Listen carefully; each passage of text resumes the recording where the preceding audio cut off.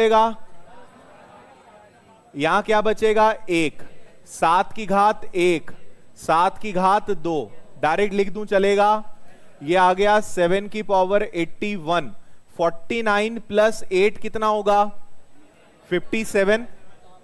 चलो, इसका मतलब क्या हुआ कि अगर नीचे हम चाहें तो 57 का भाग दें तो पूरी संख्या 57 से डिवाइड हो सकती है, लेकिन ऑप्शन में 57 है क्या, तो इसका मतलब आपको इससे उधार लेना पड़ेगा, है ना। हमें ऐसा कुछ करना है कि जो ऑप्शंस दिए हैं वो आ जाए, और बड़ी आसानी से आ जाते हैं भाई। या तो आंसर 57 आएगा, या 57 का मल्टीप्लाई 7 या 7 के पहाड़े में आने वाली किसी संख्या से करेंगे।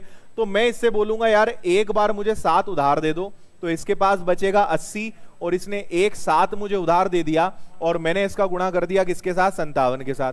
तो ये तो 7 की घात, इधर लिखता हूं मैं, ये तो 7 की घात 80 ही रहेगा। 7 का गुणा करिए 9, कैरी कितना हो जाएगा 4, 35 और 4 कितना हो जाएगा 399। ऑप्शन में है क्या, ये आंसर आ गया।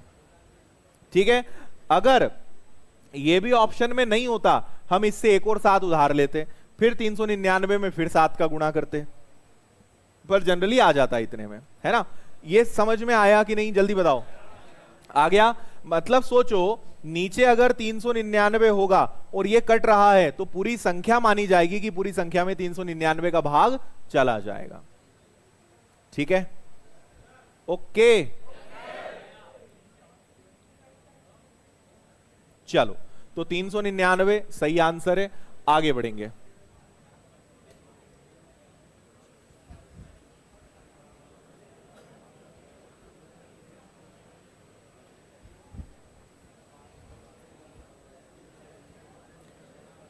एक फॉर्मूला आपने अपने जीवन में पढ़ा होगा, ये इस सज्जन को क्या तकलीफ है, तुम्हारे साइड वाले सज्जन को क्या अरे तुम ही, हाँ, बाहर नहीं जाने दे रहे हैं ये लोग। अच्छा, गए थे वापस आ गए, अब ठीक है सब, हाँ।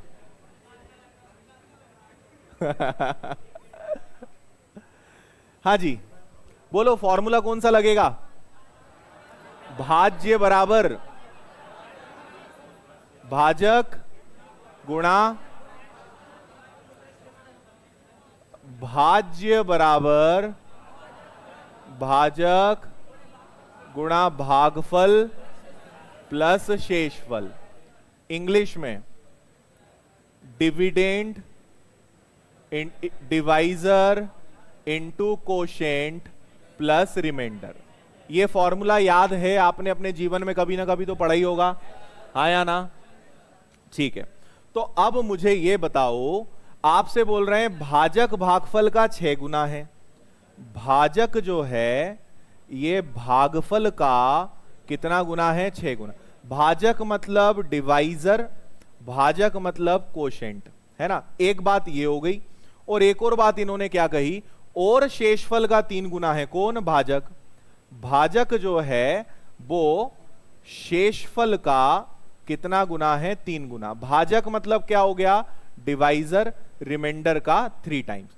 और शेषफल दिया है क्या, 40 दिया है। तो देखो, अगर शेषफल 40 है और उसका 3 गुना कर दो तो क्या आ जाएगा, 120। यानी आपका भाजक कितना आ गया, 120। भागफल अभी नहीं पता और शेषफल तो अपने को पता है। अब अगर इस भाजक को मैं यहां रख दूं तो ये भागफल का 6 गुना है, भागफल का कोशेंट का 6 गुना है। तो यहां क्या रखूं कि 6 गुना करके 120 आ जाए, मतलब 20, 6 का भाग देना है कुल मिला के, है ना। तो आपको पता चल गया कि भागफल कितना है, 20 है। नहीं आ रहा समझ में, आया। अगर आपके पास शेषफल 40 है, रिमाइंडर 40 है, तो इन्होंने बोला कि शेषफल, भाजक शेषफल का 3 गुना है, 40 का 3 गुना, भाजक आ गया 120, और भाजक भागफल का 6 गुना है। तो इसका अगर 6 गुना है तो 120 को 6 से भाग दे दोगे तो 20 आ जाएगा। तो भाजक आ गया 120, भागफल आ गया 20, शेषफल आ गया 40। अब तो कर लोगे, कितना आएगा, 2440 आएगा क्या, ये आंसर आ गया। किसी को अभी भी समझ में नहीं आया हो तो बोले, आया, पक्का। चलो अब आएगा मजा, पढ़ो, पानी पीते हैं तब तक।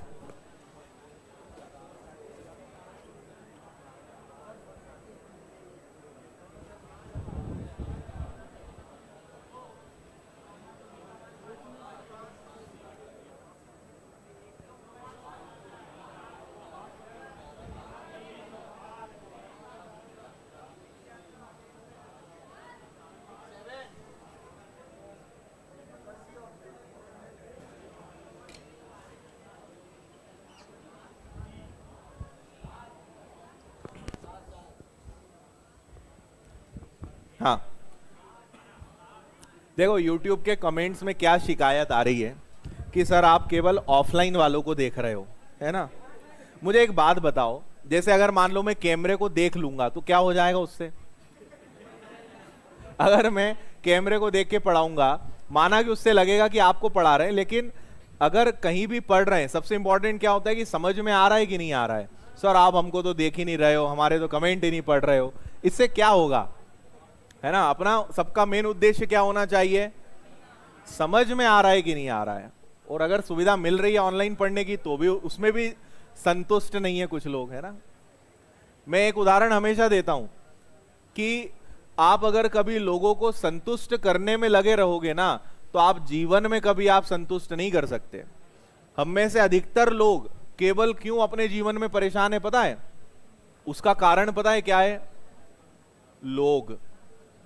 लोग क्या कहेंगे, वो चार लोग क्या कहेंगे, है ना। तो आप लोगों पे इन बातों का असर पड़ता है कि नहीं पड़ता है? कितने लोग लोगों से परेशान हैं? कितने सारे लोग हैं, देखो। आपको कई सारी चीजें बोलते होंगे, डिमोटिवेट करते होंगे, तरह तरह के उदाहरण देते होंगे, है ना। अच्छा आप कभी भी देखना, असफल व्यक्ति हमेशा असफलता की ही बात करता है। आप कभी भी देखना, जैसा व्यक्ति होगा वो वैसी बात करेगा। अगर किसी इंसान ने अपने जीवन में कुछ नहीं करा तो वो आपको उदाहरण भी ऐसे ऐसे देगा जिन्होंने कुछ नहीं करा, है ना। आपको वो कभी ये नहीं बोलेगा कि वो देखो उसने मेहनत करी और वो बन गया। वो आपको उदाहरण हमेशा क्या देगा, वो बहुत मेहनत करता था लेकिन उसका कुछ नहीं हुआ, वो भी गया था उसका भी कुछ नहीं हुआ। इसका मतलब तो उनके हिसाब से तो कोई भी कुछ कर ही नहीं सकता, है ना। तो आपको ये हमेशा सोचना है। मैं आपको एक तरीका बता रहा हूं, क्योंकि आप में से कई लोग अभी इस फेज पे होंगे कि वो लोगों के कारण या तो बहुत ज्यादा परेशान हैं या होने वाले हैं, ठीक है। अभी नहीं हो तो खुश होने की जरूरत नहीं है। और आपको लोगों की बातें कई बार डायरेक्ट आएंगी और कई बार घर वालों के थ्रू आएगी। आप बोलोगे सर हम तो केवल घर वालों से बात करते, किसी से बात नहीं करते। घर वाले भी कम नहीं है ना।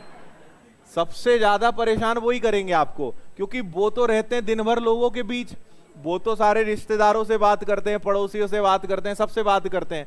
तो आपके पास जो बातें वो सब वहीं से आएंगी कि आज वो अपने मौसाजी बोल रहे थे, आज अपने फूफाजी बोल रहे थे कि वो भी इंदौर गया था, वो भी गई थी और कुछ नहीं हुआ, तो तुम तो आ जाओ, ऐसा वो बोल रहे थे, है ना। तो फिर आपको ऐसे उदाहरण मिलेंगे, बहुत चीजें मिलेंगी, लेकिन उसका तरीका क्या होता है? जस्ट अवॉइड, है ना। लोगों की बातें, अगर आपको लोगों से बचना है तो आपको एक ही तरीका बता रहा हूं। आप एक नहीं दो तरीके बता रहा हूं। अगर आपको मजबूत होना है, लोगों की बातों का अगर आपके ऊपर असर नहीं पड़ने देना है, तो दो सिद्धांत बनाइए। पहला कि आप एक कान से सुनिए, दूसरे से निकालिए। इसको बोलते हैं कि आप क्या बन जाओ? पत्थर बन जाओ। पत्थर पे पत्थर मारोगे क्या होगा? टकरा के वापस ही आएगा, है ना, या चिंगारी जलेगी, दोनों में फायदा है ना। तो आपको कभी इनकी बातों को सीरियस नहीं लेना है, और पहली बात तो आपको सुनना नहीं है।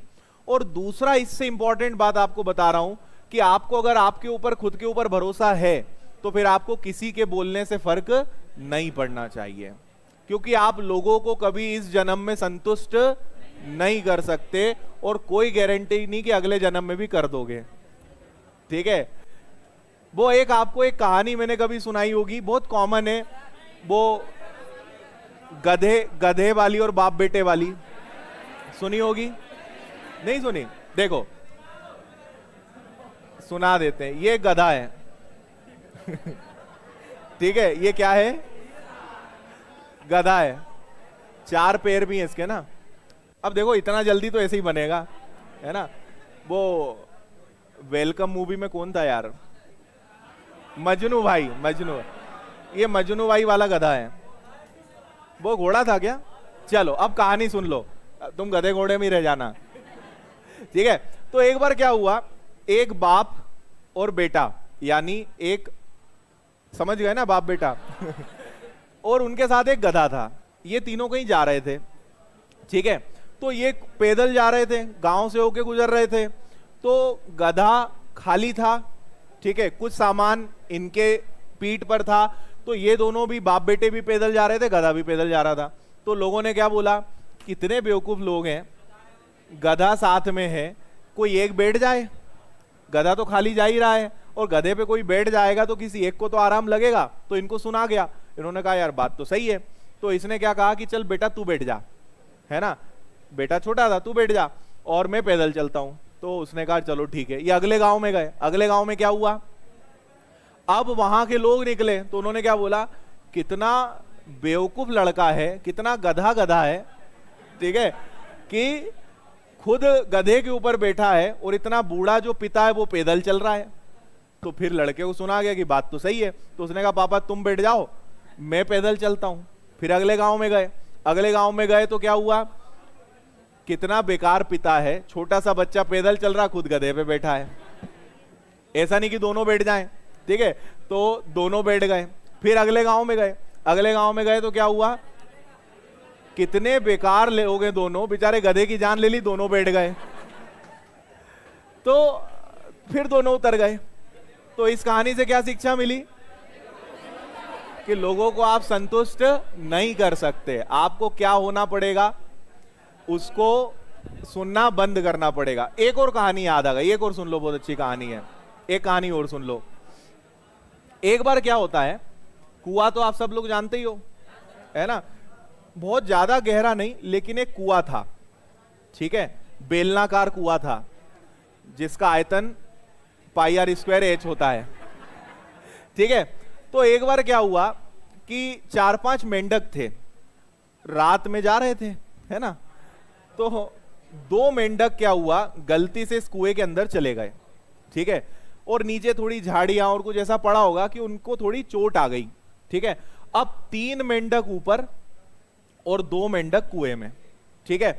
अब ये तीनों ने बोला कि यार कोशिश करो, जंप मारो, छलांग लगाओ। तो ये क्या करने लगे, दोनों थोड़ी देर ट्राई करने लगे, है ना। इनके पैरों में बहुत ज्यादा जख्म हो गया था, लेकिन क्योंकि निकलना था, है ना, नहीं निकलेंगे तो वो तो मरना ही है। तो बेचारे वो ट्राई करने लगे, कूदने लगे। जब कूदे फिर वापस गिरे तो और ज्यादा चोट, घाव और बढ़ता जाए, बड़ी समस्या हो गई। अब इसमें से एक क्या हो गया, थोड़ी देर ट्राई करने के बाद थक गया कि यार अब तो चेन से मरना ही ठीक है, अब और क्या करें भाई, ऊपर जंप ही नहीं मारते बन रहा है, यहां तक पहुंच रहे हैं और वापस नीचे आ रहे हैं, गिर रहे हैं तो और ज्यादा घाव बढ़ रहा है। तो एक ने तो क्या कहा कि मुझसे तो नहीं हो पाएगा। एक भाई साहब लगे रहे, वो लगे रहे, खून लगातार निकल रहा है, लगे रहे। ऊपर वाले भी बोल रहे हैं। अब ऊपर वालों ने पहले तो हौसला बढ़ाया कि आ जाओ जंप मारो। अब जब उन्होंने देखा कि यार अभी तो तुम बहुत नीचे हो, इतना ऊपर कूद ही नहीं पाओगे, और अगर ऐसे कूदे तो बाहर निकलो ना निकलो ऊपर जरूर निकल जाओगे, क्योंकि घाव तुम्हारा बढ़ता जा रहा है, खून लगातार बहता जा रहा है ना।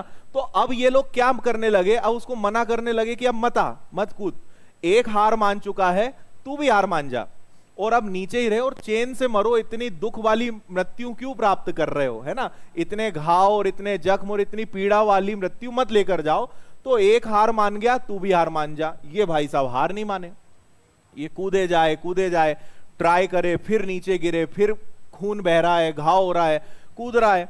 अब जब ये बाहर आया, ठीक है, एक बार इसका ऐसा हुआ कि इसने कोशिश कर करके आखिर ये बाहर आ गया, ठीक है, क्या हो गया, बाहर आ गया।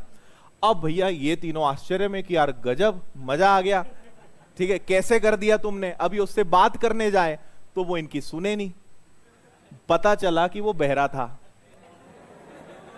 समझ में आया, वो क्या था, बहरा था, उसको कुछ सुनाई नहीं देता था। तो ये लोग जब बोल रहे थे, इशारे कर रहे थे कि मत आ, तो वो क्या समझ रहा था, ये मेरे को उत्साहित कर रहे हैं कि आ जा, है ना। तो ये बेचारा लगातार ट्राई करते रहा, और जो सुन रहा था वो हार मान गया। और यही अपने साथ होता है ना। हम जब लोगों को ज्यादा सुनने लगते हैं तो एक समय पे लगता है कि यार लोग सही बोल रहे हैं, लोग बोल रहे हैं कि अब तुम तो वहीं चेन से मर जाओ, है ना, अब मत कुएं से निकल, तो हम वो हो जाते हैं। तो आपको अगर सक्सेस होना है तो क्या करना पड़ेगा? बहरा बनना पड़ेगा। देखो वैसे भी सफल लोगों को पागल बोला जाता है ना। जो लोग दुनिया में बहुत अच्छे मुकाम पे हैं, जिन्होंने एक्स्ट्रा ऑर्डिनरी काम करा है, वो समाज की नजर में, दुनिया की नजर में क्या होते हैं? पागल। पहले वो पागल सिद्ध किए जाते हैं, पहले उन्हें पागल कहा जाता है, और जब उनको पूरी दुनिया मान जाती है फिर लोग उनको एकदम आसमान में उठा देते कि वाह यार हमें तुम पे गर्व है। आज आपको लोग क्या बोलते हैं? सरकारी नौकरी नहीं निकलती, सरकारी नौकरी नहीं मिलेगी, हमारे 2-4 ऐसे रिश्तेदार हैं, उदाहरण है, जिनका कुछ नहीं हुआ और तुम्हारा भी कुछ नहीं हो सकता। लोग तुम्हें यही बोलेंगे। आप लगे रहोगे, आप ये दूसरे नंबर वाले मेंढक जैसे छलांग लगाते रहोगे, जब बन जाओगे तो यही लोग क्या बोलेंगे? देखा हमने बोला था ना ऊपर आ जाएगा। समझ में आया? वो लोग जो आज आपको बोल रहे हैं कि तेरा कुछ नहीं हो सकता, बाद में पूरा क्रेडिट भी वो लेके जाएंगे और बाद में क्या बोलेंगे? हमने तो पहले ही बोला था कि तू कुछ ना कुछ तो करके बताएगा ही, है ना। तुम कुछ ना कुछ बनोगे ये हमको पहले से पता था। जो आज तुमको क्या बोल रहे हैं कि तेरा कुछ नहीं हो सकता।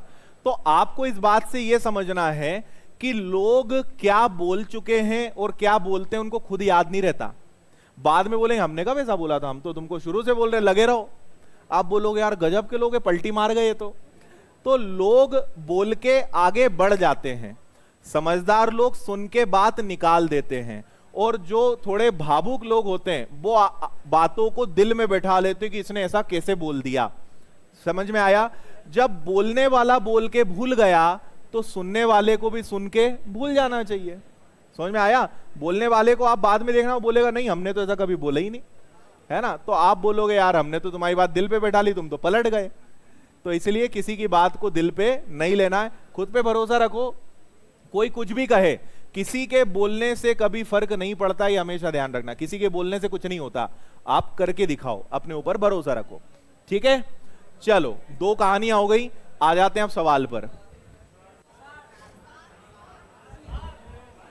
हाँ, 8 अंकों की एक संख्या है 4432A43B। ठीक है भैया, इसमें किस किस का भाग जाता है? 9 का और 5 का। और आपको देख के आपको एक संख्या को देख के बड़ी खुशी होनी चाहिए। जैसे ही 5 दिखे ना, आप मुस्कुरा दिया करो कि चलो हो गया भैया अपना काम। 9 आ गया, अगर 9 आ गया काम हो जाएगा, 5 आ गया तो भी हो जाएगा। देखो 5 का भाग कब जाता है? जब 0 हो या 5 हो। ठीक है, और 9 का तो बहुत अच्छा तरीका है, क्या है? डिजिटल सम, है ना। अब मुझे एक बात बताओ, 4 और 4 8 और 3 11 और 2 13 और 4 17 और 3, तो इन सब का योग क्या आ रहा है? 21 प्लस a प्लस 0, या 21 प्लस a प्लस 5। भाई b की जगह क्या?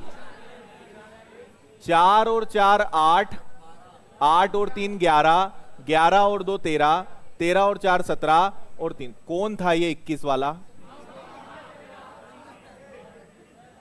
तुम लोगों की बात पे बिल्कुल भरोसा नहीं कर सकते ना। नहीं 21 बोला था, क्यों 21 लिखूंगा मैं? चलो, तो अब मुझे एक बात बताओ, b की जगह 0 भी आ सकता है, 5 भी आ सकता है, हाँ या ना? चलो, अगर 20 और 0 को जोड़ोगे तो ये आएगा 20 प्लस a, और अगर 20 और 5 को जोड़ोगे तो ये आएगा 25 प्लस a, है ना। अब इसमें भी 9 का भाग जाना चाहिए और इसमें भी 9 का भाग जाना चाहिए, हाँ या ना। तो अगर 20 में मुझे इस पूरे में 9 का भाग जाना चाहिए तो यहां पे मेरे पास क्या होना चाहिए? 7, तभी तो ये 27 बनेगा, और 27 बनेगा तो भाग चला जाएगा। अगर इसमें भाग देना है तो यहां पे मेरे पास कितना होना चाहिए? 2। 25 में क्या जोड़ें? 2, मतलब एक ही जगह क्या आ जाए? अगर यहां 0 आएगा तो यहां 7 आएगा, और अगर यहां पे 5 आएगा तो यहां क्या आएगा? 2। समझ में आया? तो या तो 7 और 0 हो सकता है, या 2 और 5 हो सकता है, लेकिन मजे की बात क्या है कि दोनों का योग कितना आएगा, तो ए और बी कुछ भी हो सकते हैं, लेकिन उनका योग इस केस में या इस केस में कितना आएगा, 7। तो ऐसी कंडीशंस आपको लेकर चलना पड़ेगी। 7 इज द राइट आंसर। आया, क्लियर है? अगला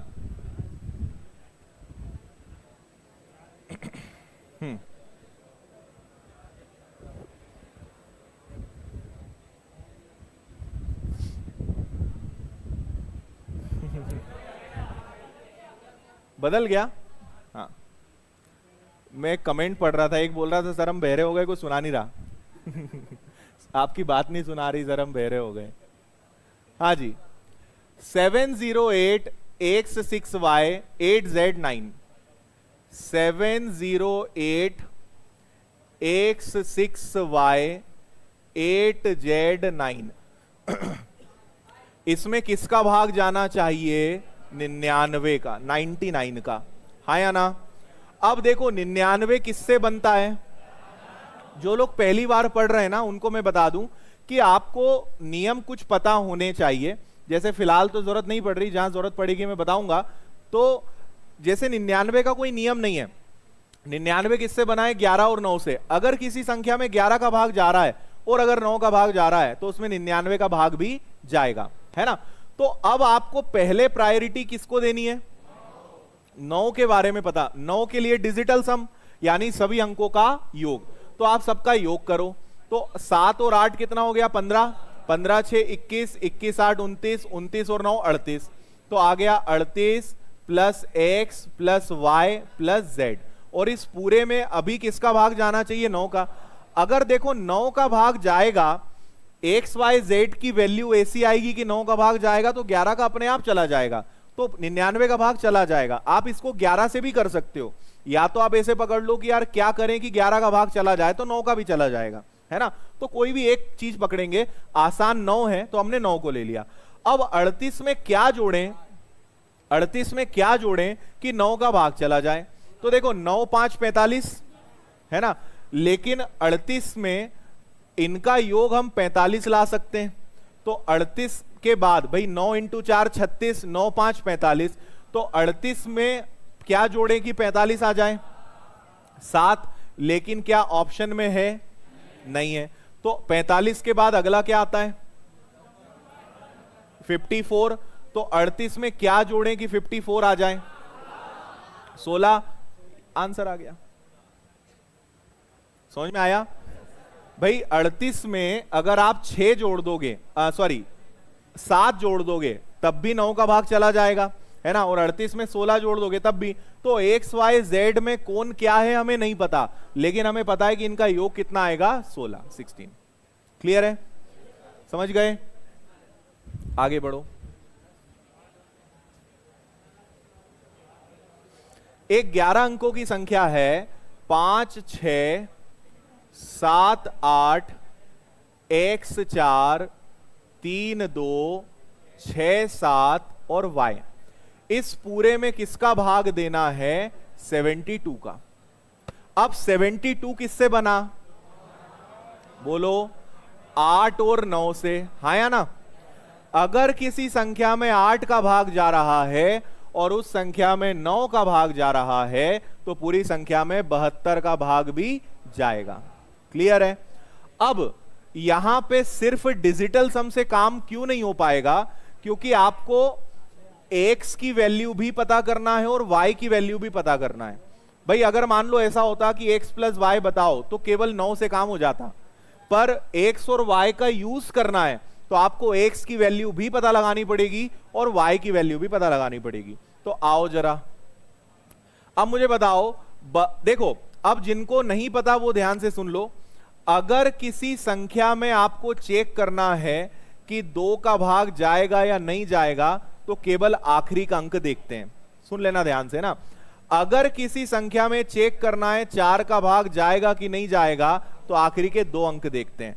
किसी संख्या में चेक करना है 8 का भाग जाएगा कि नहीं जाएगा, आखिरी के 3 अंक, 16 में आखिरी के 4 अंक, ऐसे बढ़ते जाएगा। तो अगर मुझे चेक करना है 8 की डिविजिबिलिटी तो आखिरी के 3 अंक देखेंगे।